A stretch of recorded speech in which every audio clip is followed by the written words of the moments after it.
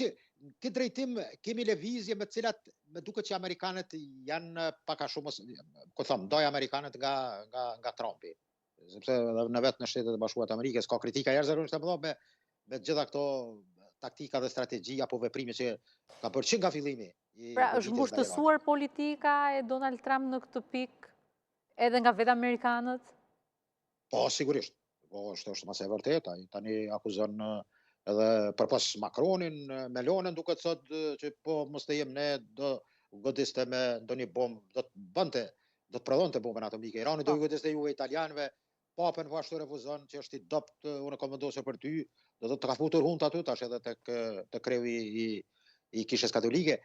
Do Irani po më kërkon të jem ajatullah, do thotë gjona që ndonjëherë duken që janë anormale. Dhe në këtë drejtim mendoj që politika amerikane dhe të gjithë nivelet e politikës amerikane, sidomos kampi demokrat, por edhe analistë dhe njerëz të mençur në Amerikë, por edhe opinioni, më thënë drejtën, është shumë i pakënaqur. Rejtingu i Trumpit është në pikën më të ulët.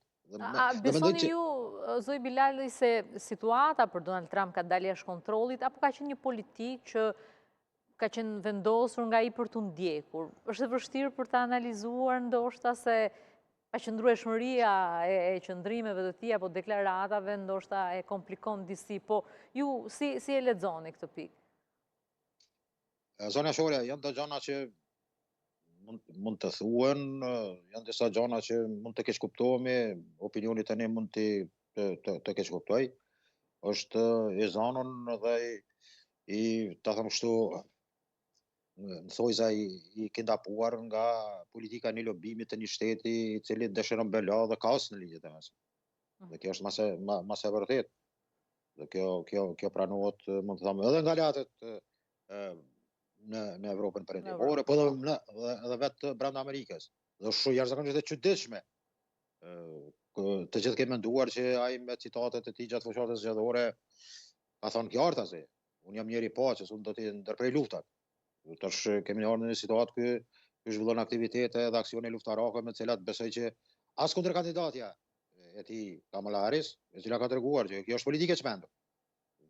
Mos flas për personalitete dhe figura tjera ose niveli njerëzve që njohin jashtëzakonisht mirë dhe kanë urtësi të mëdha dhe njohuri për këto probleme.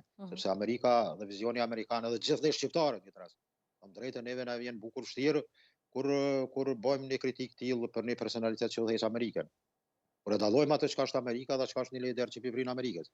Dhe kjo më duket që është ajo brenga më e madhe dhe them drejtën, Trumpi informacionet që është në fillim përmes Netanyahut dhe shefit e Mossadit ju